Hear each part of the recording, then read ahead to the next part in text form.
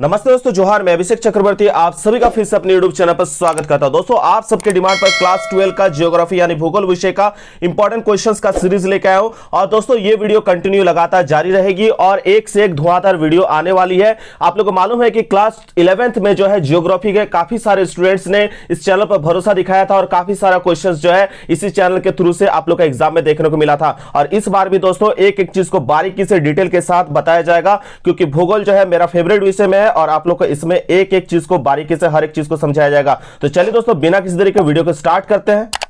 तो दोस्तों, आज का पहला क्वेश्चन देख सकते हैं आप लोग स्क्रीन पर। क्या दिया गया है? Who is the father of human geography. तो दोस्तों पूछा गया है मानव भूगोल के जनक कौन है। तो मानव भूगोल के जनक कौन है दोस्तों? तो यहां आपका करेक्ट आंसर हो जाएगा ऑप्शन नंबर 3, फ्रेडरिक रेटजेल। ठीक है दोस्तों, याद रखिएगा मानव भूगोल के इन्हें जनक कहा जाता है, साथ ही इन्हें राजनीतिक भूगोल के जनक भी कहा जाता है। और ये जो है रेटजेल चार्ल्स डार्विन से जो है ये काफी ज्यादा प्रभावित थे। तो याद रखिएगा इनके बारे में कुछ इंपॉर्टेंट फैक्ट्स। ठीक है, चलिए नेक्स्ट क्वेश्चन की ओर चलते हैं। दोस्तों, आप लोग से रिक्वेस्ट है प्लीज वीडियो को शेयर किया कीजिए, क्योंकि आप लोग के लिए मेहनत किया जाता है। तो आप लोग से यही आशा करते हैं कि आप लोग वीडियो को शेयर कीजिएगा और नीचे कमेंट करके बताइएगा कि यह सीरीज आगे जारी रखे या नहीं। नेक्स्ट क्वेश्चन दोस्तों देख सकते हैं क्या पूछा गया है। मानव भूगोल मानव समाज तथा पृथ्वी तल के बीच संबंध का संश्लिष्ट अध्ययन है। यह कथन किसका है? तो दोस्तों यहाँ पे जो इंग्लिश में कहा गया human geography is the scientific study of relationship between human societies and earth surface whose statement is this. ठीक है, तो दोस्तों यहाँ पे आपका करेक्ट आंसर हो जाएगा रेटजेल। किनका है स्टेटमेंट? रेटजेल का है। और ये स्टेटमेंट आप लोग का इसमें भी काम आएगा, सब्जेक्टिव में भी। तो आप लोग को कभी कभी जो है मानव भूगोल से संबंधित किसी का जो है कथन लिखने के लिए आता है, तो इसको आप लोग याद भी रखिएगा, ये आपका सब्जेक्टिव में भी काम आएगा। ठीक है, चलिए दोस्तों नेक्स्ट क्वेश्चन की ओर चलते हैं। क्या पूछा गया नेक्स्ट क्वेश्चन देख सकते हैं। In which country did Friedrich Ratzel belong to. तो दोस्तों पूछा गया है फ्रेडरिक रेटजेल जो है किस देश के निवासी थे। तो फ्रेडरिक रेटजेल जो है किस देश के निवासी थे दोस्तों? बिल्कुल जर्मनी के निवासी थे। आप लोग नीचे कमेंट करके लास्ट में बताइएगा कि आपका कितना आंसर्स करेक्ट हो रहा है। चलिए नेक्स्ट क्वेश्चन की ओर चलते हैं। पूछा गया निम्नलिखित में से कौन एक भौगोलिक सूचना का स्रोत नहीं है। ठीक है, तो कौन एक भौगोलिक सूचना का स्रोत नहीं है? ये जो दिया गया है चंद्रमा से चट्टानी पदार्थों के नमूने जो है ये आपका इस पे भौगोलिक स्रोत में नहीं आएगा। बाकी यहाँ पे जितने ऑप्शंस देख रहे हो वो सभी है। ठीक है, इसके बाद दोस्तों क्वेश्चन नंबर 5 देख सकते हैं क्या बोला गया। Which of the following is the not सब फील्ड ऑफ सोशल ज्योग्राफी। तो दोस्तों यहाँ पे पूछा गया है निम्नलिखित में से कौन सामाजिक भूगोल का उपक्षेत्र नहीं है। तो दो तरीके के आप लोग जो है भूगोल के बारे में जानते हैं, एक हो गया आपका आर्थिक भूगोल और एक हो गया सामाजिक भूगोल। तो दोस्तों यहाँ पे आपको सामाजिक भूगोल का बात किया गया है। तो दोस्तों ये सांस्कृतिक भूगोल, चिकित्सा भूगोल और ऐतिहासिक भूगोल, ये जो है सभी सामाजिक भूगोल है। ये तीनों ही क्या है? सामाजिक भूगोल है। जबकि कृषि जो यहां देख रहे हैं दोस्तों, ये कृषि है आपका आर्थिक भूगोल। ठीक है, तो यहां पे आपको नहीं पूछा गया है। तो सामाजिक भूगोल कौन नहीं है? आपका कृषि भूगोल। ये किस में आएगा दोस्तों? याद रखिएगा ये आर्थिक भूगोल का क्षेत्र में आएगा। ठीक है, तो यहाँ पे आपका ऑप्शन नंबर जो है दोस्तों 2 करेक्ट हो जाएगा, नहीं पूछा गया था इसलिए। ठीक है, चलिए नेक्स्ट क्वेश्चन की ओर चलते हैं दोस्तों। विश्व में सबसे अधिक जनसंख्या किस देश की है? तो विश्व में सभी से अधिक जनसंख्या किस देश की है दोस्तों? तो यहाँ आपका हो जाएगा करेक्ट आंसर चीन। ठीक है, आप लोग के बुक के अकॉर्डिंग एनसीईआरटी बुक में भी दिया हुआ है। ठीक है, चलिए नेक्स्ट क्वेश्चन की ओर चलते। आप लोग बताइएगा विश्व में जो है सेकंड नंबर पर जनसंख्या में कौन सा देश है? इस ऑप्शन में से बताइएगा नीचे कमेंट करके। विश्व में दूसरे नंबर पर जनसंख्या सबसे अधिक किस देश की है? ठीक है, नेक्स्ट क्वेश्चन की ओर चलते हैं दोस्तों। क्या पूछा गया है? Which of the following countries comes under monsoon Asia. तो ये इजी क्वेश्चन में से था। निम्न में से कौन सा देश मानसून एशिया के अंतर्गत आता है? तो दोस्तों मानसून एशिया के अंतर्गत बोला गया है तो आपका आ जाएगा इंडोनेशिया। क्या आ जाएगा? इंडोनेशिया। इंडोनेशिया जो है दोस्तों यह मानसूनी एशिया के अंतर्गत आता है। यह दक्षिण पूर्वी एशिया का सबसे महत्वपूर्ण देश है। ठीक है, याद रखिएगा इसका करेक्ट आंसर। चलिए नेक्स्ट क्वेश्चन की ओर चलते हैं। इजी क्वेश्चन फिर पूछा गया है 90% of the world population live on what percentage of land. ठीक है, तो पूछा गया विश्व के 90% जो है स्थल भाग पर निवास करते हैं। तो विश्व की 90% जनसंख्या जो है कितने प्रतिशत स्थल भाग पर निवास करती है दोस्तों? तो मात्र जो है 10% भाग पर। याद रखिएगा विश्व की 90% जनसंख्या जो है विश्व के मात्र 10% भूभाग पर निवास करती है। इसका करेक्ट आंसर होगा। ठीक है, चलिए नेक्स्ट क्वेश्चन की ओर चलते हैं दोस्तों। क्या पूछा गया है? Which of the following is a pull factor. तो दोस्तों यहाँ पे पुश और पुल ये दो फैक्टर होते हैं जिनके बारे में आप लोग को अच्छे से जानना है, क्योंकि ये सब क्वेश्चंस जो है आप लोग का एग्जाम में पूछा जाएगा और इन सब क्वेश्चंस को आप लोग को अच्छे से करना है। तो यहाँ पे आपको बोला गया है कौन सा फैक्टर दोस्तों, पुल फैक्टर। तो पुल फैक्टर क्या होता है दोस्तों, मैं थोड़ा सा आप लोगों को बता देता हूं, याद रखिएगा। जब लोग नगर की सुविधाओं से आकर्षित होकर नगर की ओर प्रवास करते हैं तो उसे अपकर्ष कारक कहा जाता है। इसे हम लोग हिंदी में कहते हैं पुल फैक्टर को अपकर्ष कारक, ठीक है। इसमें आपका आ जाएगा आजीविका के अवसर, आर्थिक समृद्धि के अवसर, जलवायु, शिक्षा, मनोरंजन के साधन, बाजार की सुविधा आदि, ठीक है। तो यानी आप लोग याद रखिएगा कि इसमें से जो है लोग अट्रैक्ट होके, आकर्षित होके अपने जगह को छोड़कर दूसरे जगह में जाते हैं, ठीक है। तो दोस्तों यहाँ पे पूछा गया निम्न में से कौन सा पुल फैक्टर है। तो यहाँ पे जो है दोस्तों पुल फैक्टर में आप लोग क्या समझे कि पुल फैक्टर यानी आकर्षक कारक, जो लोगों को अपनी ओर आकर्षित करता है। तो इसमें आपका कौन सा ऑप्शन हो जाएगा, ऑप्शन नंबर 4, क्योंकि आप जानते हैं गांव में रोजगार के जो है बहुत ज्यादा समस्या होती है, तो लोग नगर की ओर जो है आकर्षित होते हैं रोजगार करने जाने के लिए। तो यहाँ आपके रोजगार के अवसर जो है यहाँ पे आपका करेक्ट आंसर हो जाएगा, ठीक है। चलिए नेक्स्ट क्वेश्चन की ओर चलते हैं दोस्तों। क्या है दिया गया है क्वेश्चन नंबर 10। एक एक चीज को आप लोग को डिटेल से चाहिए होगा तो नीचे कमेंट कीजिएगा, पुश और पुल फैक्टर के बारे में मैं अलग से एक वीडियो लेके आऊंगा, ठीक है। नेक्स्ट क्वेश्चन दिया गया है कि विच of the following is the first stage of demographic transition, ठीक है। तो यहाँ पे दिया गया है निम्न में से कौन संक्रमण की प्राथमिक अवस्था है। तो यहाँ पे आपका जो है क्वेश्चन नंबर 10 का आंसर क्या हो जाएगा, ऑप्शन नंबर 1, ठीक है। क्या हो जाएगा दोस्तों, ऑप्शन नंबर 1, उच्च जन्म दर एवं उच्च मृत्यु दर, ठीक है। यानी दोस्तों आपका हो गया high birth rate and death rate, ठीक है। High birth rate and high death rate, ये आपका करेक्ट हो जाएगा। चलिए नेक्स्ट क्वेश्चन की ओर चलते हैं।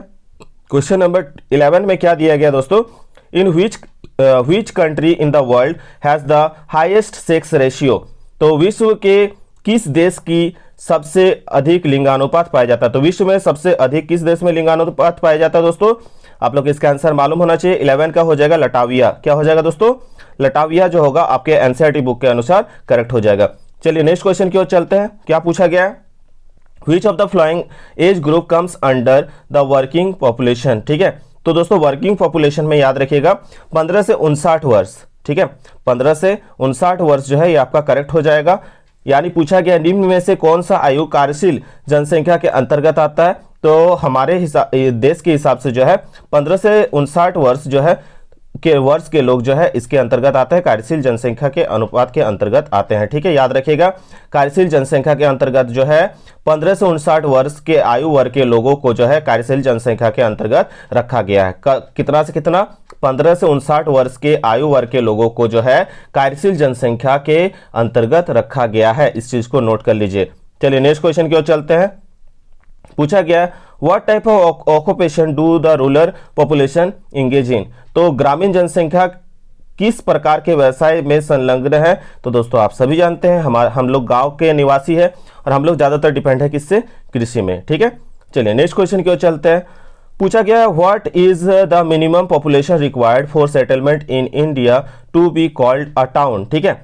तो पूछा गया है भारत में किसी बस्ती को शहर कहलाने के लिए कम से कम कितनी जनसंख्या चाहिए। तो याद रखिएगा 5000, कम से कम 5000 की जनसंख्या होनी चाहिए। चलिए नेक्स्ट क्वेश्चन की ओर चलते हैं।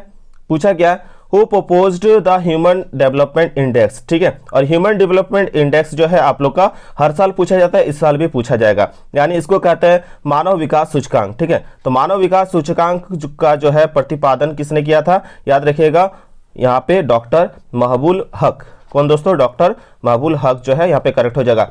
और एक भारतीय भी है दोस्तों, ये तो पाकिस्तानी में से थे, और एक भारतीय भी है जिनके द्वारा इस पर जो है काम किया गया है मानव विकास सूचकांक पर। आप लोग नीचे कमेंट करके उनका नाम बताइएगा, ठीक है। चलिए नेक्स्ट क्वेश्चन की ओर चलते हैं।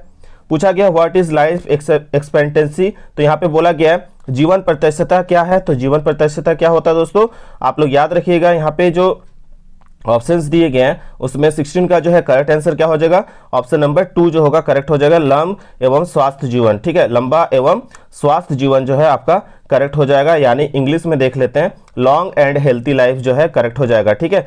चलिए नेक्स्ट क्वेश्चन की ओर चलते हैं दोस्तों। क्या पूछा गया क्वेश्चन नंबर 17 पे, what type of economic activities carried out in the equatorial regions. अब दोस्तों इक्वेटोरियल रीजन का बात किया गया, तो इक्वेटोरियल रीजन का मतलब हो गया विषुवत रेखीय प्रदेशों में किस प्रकार की आर्थिक क्रियाकलाप किए जाते हैं। तो विषुवत रेखीय प्रदेशों में दोस्तों याद रखिएगा आपका क्या किया जाता है, हंटिंग किया जाता है यानी शिकार किया जाता है और संग्रहण किया जाता है, ठीक है। यानी खाद्य पदार्थों भोजन का क्या किया जाता है, संग्रहण किया जाता है, शिकार और भोजन का संग्रहण किया जाता है। तो दोस्तों ये आपको क्या याद रखना है, ऑप्शन नंबर 2, ठीक है।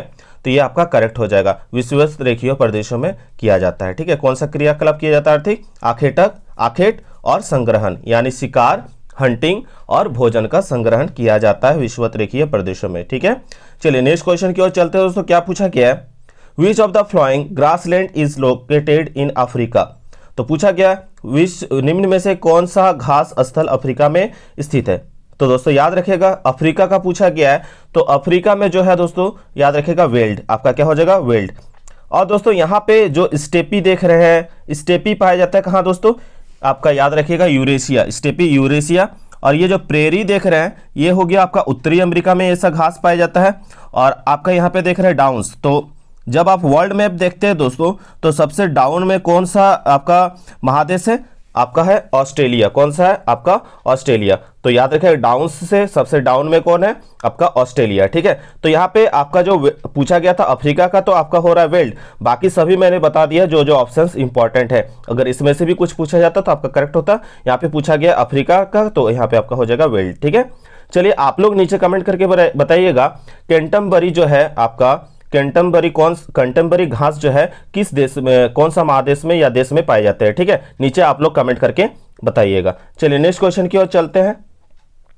Australia is world famous for rearing which animal. तो दोस्तों आप सभी जानते हैं इसका करेक्ट आंसर क्या हो जाएगा, ऑस्ट्रेलिया जो है किस पशु के पालन के लिए विश्व विख्यात है। दोस्तों ऑस्ट्रेलिया पशुपालन के लिए नहीं, वो कृषि के लिए भी विश्व विख्यात है। क्योंकि दोस्तों आपको मालूम है कि भारत में जो है कृषि में जो काम करते हैं उसको जो है एक अलग लेवल से देखा जाता है, जबकि ऑस्ट्रेलिया में जो कृषि करते हैं उन लोगों के पास इतना रिच सोर्सेज है कि वो लोग जो है जो कृषि में लगे होते हैं वही सबसे अमीर आदमी के रूप में देखा जाता है, ठीक है। तो आप जानते हैं कि जब हम कृषि कर रहे हैं तो उसके लिए क्या होना जरूरी है दोस्तों, वहां के जरूर जो है पशु चरण भी किया जाता है, पशुपालन भी किया जाता होगा। तो यहाँ पे आपको ज्यादातर देखने को मिलेगा भेड़ पालन। क्या देखने को मिलेगा दोस्तों, भेड़ पालन, ठीक है। तो ऑप्शन नंबर 2 करेक्ट हो जाएगा, भेड़ पालन के लिए ऑस्ट्रेलिया जो है विश्व विख्यात है, ठीक है। चलिए नेक्स्ट क्वेश्चन की ओर चलते हैं। इन व्हिच पार्ट ऑफ झूम सिविलाइजेशन इज प्रैक्टिस, ठीक है।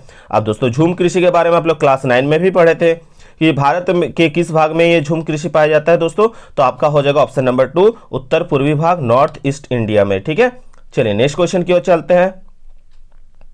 क्वेश्चन नंबर 21 पे क्या दिएगा, which of the following crops is grown under plantation agriculture. तो रोपण कृषि के अंतर्गत कौन सी फसल उगाई जाती है। तो रोपण कृषि के अंतर्गत जो है दोस्तों याद रखिएगा, रोपण कृषि के अंतर्गत ऑप्शन नंबर 4 चाय हो जाएगा। इनके साथ साथ दोस्तों याद रखिएगा चाय के साथ साथ आपका केला हो गया, कॉफी हो गया, अनानास हो गया, गन्ना हो गया, ये सभी जो है रोपण कृषि के अंतर्गत उगाया जाता है। तो जो जो ऑप्शंस था मैंने बता दिया, ठीक है। चलिए नेक्स्ट क्वेश्चन की ओर चलते हैं दोस्तों। क्या पूछा गया है, which fruit is dried and made into dry grapes and किशमिश, ठीक है। तो किस फल को सुखाकर मुनक्का और किशमिश बनाई जाती है। तो किस फल को सुखाकर दोस्तों, आप सभी जानते हैं किशमिश से आप लोगों ने पकड़ लिया अंगूर, ठीक है। चलिए नेक्स्ट क्वेश्चन की ओर चलते हैं। What type of agriculture is grape farming, ठीक है। तो अंगूर किस प्रकार की कृषि के अंतर्गत आती है। तो याद रखिएगा ये भूमध्य सागरीय कृषि के अंतर्गत आती है। भूमध्य सागरीय की कृषि की प्रमुख फसल जो है अंगूर होती है, याद रखिएगा इस चीज को, ठीक है। ये क्वेश्चन जैक में बार बार पूछा जाता है। नेक्स्ट क्वेश्चन चलते हैं दोस्तों। पूछा गया what is the shape of the age sex pyramid of Bangladesh, ठीक है। तो बांग्लादेश का आयु लिंग पिरामिड का आकार किस आकृति का होता है दोस्तों, आपका याद रखिएगा त्रिभुजाकार। किस आकार का होता है, त्रिभुजाकार। पूछा गया next question, which of the flowing continent has the highest rates population growth, ठीक है। तो यहाँ पे जो आपका करेक्ट आंसर हो जाएगा निम्नलिखित में से किस महाद्वीप में जनसंख्या वृद्धि सर्वाधिक है। तो आपका हो जाएगा दोस्तों यहाँ पे अफ्रीका। कहाँ होगा दोस्तों, अफ्रीका, ठीक है। अफ्रीका देखिए बहुत रिच सोर्सेज भी है वहां पे, ठीक है। ऐसा नहीं है देखने से लगेगा बहुत पिछड़ा है, लेकिन दोस्तों वहां रिच सोर्सेज है, लेकिन वहां तकनीकी की कमी के कारण जो है वहां उस हिसाब से विकास नहीं हो पा रहा है, ठीक है। इस पर अलग से मैं वीडियो लेकर आऊंगा, हर एक महादेश के बारे में भी आप लोग नीचे कमेंट कीजिएगा, हर एक चीज बताया जाएगा। चलिए क्वेश्चन नंबर 26 देख सकते हो दोस्तों। क्या पूछा गया, which of the following is a geographical factor affecting industry. निम्न में से कौन उद्योग को प्रभावित करने वाला भौगोलिक कारक है। तो याद रखिएगा 26 का आंसर आपका हो जाएगा 26 नंबर का ऑप्शन नंबर डी। इनमें से सभी ऑल ऑफ दिस जो होगा करेक्ट हो जाएगा, क्योंकि आप जानते हैं क्लाइमेट हो, रॉ मटेरियल हो, सोर्स ऑफ एनर्जी हो, ये सभी प्रभावित करते हैं। जलवायु, कच्चा माल, ऊर्जा के स्रोत सभी प्रभावित करते हैं, तो इसलिए इनमें से सभी इसका करेक्ट आंसर हो जाएगा। नेक्स्ट क्वेश्चन पूछा गया, what is the raw material of cotton textile industry. तो रॉ मटेरियल पूछा गया है, सूती वस्त्र उद्योग के कच्चा माल क्या है, तो यहाँ पे आपका हो जाएगा कौन सा ऑप्शन होगा दोस्तों, कपास। ऑप्शन नंबर 2 जो होगा यहाँ करेक्ट हो जाएगा, कॉटन जो होगा यहाँ पे आपका करेक्ट हो जाएगा। चलिए नेक्स्ट क्वेश्चन की ओर चलते हैं। वेयर इज शिकागो लोकेटेड, ठीक है। तो यहाँ पे शिकागो कहाँ है, जहाँ पे आपका हमारे स्वामी विवेकानंद जी के द्वारा जहाँ पे विश्व को, हमारे देश को विश्व गुरु के रूप में एक पहचान दिए थे उन्होंने, वो कहाँ पे है, संयुक्त राज्य अमेरिका, ठीक है। तो शिकागो में ही अपना भाषण कौन दिए थे, स्वामी विवेकानंद के द्वारा, ठीक है, जो यूथ आइकॉन के रूप में जाने जाते हैं हमारे आदर्श से। और उन्हीं के सपनों को फिर से हम सभी को संजोना है और अच्छा एक जो है भारत का आप लोग को निर्माण भी करना है, ठीक है। तो यहाँ पे आपका ऑप्शन नंबर 2 करेक्ट हो जाएगा। चलिए नेक्स्ट क्वेश्चन की ओर चलते हैं। Question number 29, which of the flowing iron and steel fields is located in Ukraine. तो दोस्तों इसका जो पूछा गया 29 नंबर का करेक्ट आंसर क्या हो जाएगा, लोह इस्पात क्षेत्र यूक्रेन में स्थित है। तो इसका जो है 29 का करेक्ट आंसर हो जाएगा ऑप्शन नंबर 3, ठीक है। किरवी जो होगा, क्रीवई जो होगा आपका ये करेक्ट आंसर हो जाएगा। नेक्स्ट क्वेश्चन की ओर चलते हैं 30 नंबर पे। In which country is Ruhr region located. अब रूर प्रदेश पूछा गया है, तो झारखंड का तो आप जानते हैं, झारखंड के एक रूर प्रदेश के रूप में जाना जाता है। क्यों? क्योंकि झारखंड में सबसे अधिक खनिज पाए जाते हैं। तो ये जो है रूर वर्ड कहां से लिया गया दोस्तों, जर्मनी से लिया गया। कहां से लिया गया, जर्मनी से लिया गया, ठीक है। तो याद रखिएगा जर्मनी में जो है एक रूर जगह है जहां पे सबसे ज्यादा खनिज पाए जाते हैं, ठीक है। तो जर्मनी जो होगा यहाँ पे आपका करेक्ट आंसर हो जाएगा। और जर्मनी में जहां सबसे ज्यादा आपका पाए जाते हैं खनिज, तो उस जगह को रूर कहा जाता है। उसी प्रकार झारखंड में सबसे ज्यादा जो खनिज पाया जाता है, इसलिए झारखंड जो है भारत का रूर प्रदेश के रूप में जाना जाता है, ठीक है। चलिए नेक्स्ट क्वेश्चन की ओर चलते हैं। पूछा गया व्हाट डज जो है यहाँ पे पूछा गया यूनानी शब्द मेगालोपोलिस का अर्थ क्या है। तो यूनानी शब्द मेगालोपोलिस का अर्थ क्या होता है दोस्तों, यहाँ पे हो जाएगा आपका विशाल नगर, ग्रेट सिटी जो होगा आपका करेक्ट आंसर हो जाएगा। चलिए नेक्स्ट क्वेश्चन की ओर चलते हैं। 32 में क्या दिया गया है, which of the flowing types of settlements are on bank of road a river canal, ठीक है। तो यहाँ पे पूछा गया निम्न में से किस प्रकार की बस्तियां सड़क, नदी, नहर के किनारे रहती है। तो याद रखिएगा दोस्तों आपका जो है करेक्ट आंसर 32 का क्या हो जाएगा, ऑप्शन नंबर 2 क्या होगा, ऑप्शन नंबर 2 रेखीय, ठीक है। लीनियर जो होगा ये करेक्ट आंसर हो जाएगा। देखिए रेखीय प्रकार की बस्ती किसी सड़क, नदी या नहर के किनारे पाई जाती है, ठीक है। आप लोग देखे भी होंगे फिगर में कि आप लोग का जब भी शहर वगैरह रहता है तो इस तरह से रेखीय रहता है और उसी के किनारे जो है आप लोग को क्या देखने को मिलता है, बस्तियां, सड़क, नदी, नहर के किनारे जो है आपका आएगा कौन, रेखीय, ठीक है। तो ये आपका करेक्ट आंसर हो जाएगा। चलिए नेक्स्ट क्वेश्चन की ओर चलते हैं दोस्तों। क्या पूछा गया है, who first uses the term, ठीक है। तो जो यहाँ पे दिया गया है स्नानागर, ठीक है, स्नानागर शब्द का जो है शब्दावली का प्रयोग सर्वप्रथम किसने किया था।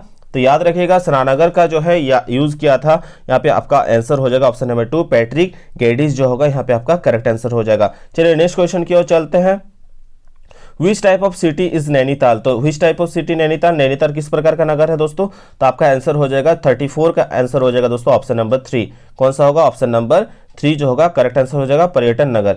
चलिए नेक्स्ट क्वेश्चन की ओर चलते हैं और आज का लास्ट क्वेश्चन दोस्तों देख सकते हैं। Which continent has the least million cities, ठीक है, किस महाद्वीप में सबसे कम मिलियन सिटी है। तो दोस्तों यहाँ पे आपका करेक्ट आंसर क्या हो जाएगा, ऑस्ट्रेलिया, ठीक है। ऑस्ट्रेलिया जो होगा यहाँ पे आपका करेक्ट आंसर हो जाएगा। टोटल ज्योग्राफी में दोस्तों 35 ऑब्जेक्टिव टाइप क्वेश्चन पूछे जाएंगे, क्योंकि ज्योग्राफी में प्रैक्टिकल में सबसे ज्यादा मार्क्स है और इसलिए जो है इसमें आपका ऑब्जेक्टिव में जो है 35 क्वेश्चन ही पूछे जाएंगे। तो आप लोग नीचे कमेंट करके बताइएगा कि आपका 35 क्वेश्चन में से कितना आंसर सही हुआ। क्या आप लोग का हर एक चीज का डिटेल में वीडियो चाहिए, तो आप लोग नीचे कमेंट करके बताइएगा। मैं एक एक चीज को आप लोग को बारीकी से समझाते जाऊंगा और ज्योग्राफी का जो है दोस्तों भूगोल विषय का एक से एक वीडियो अब आएगी और अच्छे से आप लोग उसका तैयारी कीजिएगा। तो आशा करते हैं दोस्तों आज का वीडियो आप सबको पसंद आया। अगर पसंद आया तो बिल्कुल लाइक शेयर एंड कमेंट करना ना भूलें। मिलते हैं एक नए वीडियो में, तब तक के लिए दोस्तों धन्यवाद। जय हिंद, वंदे मातरम।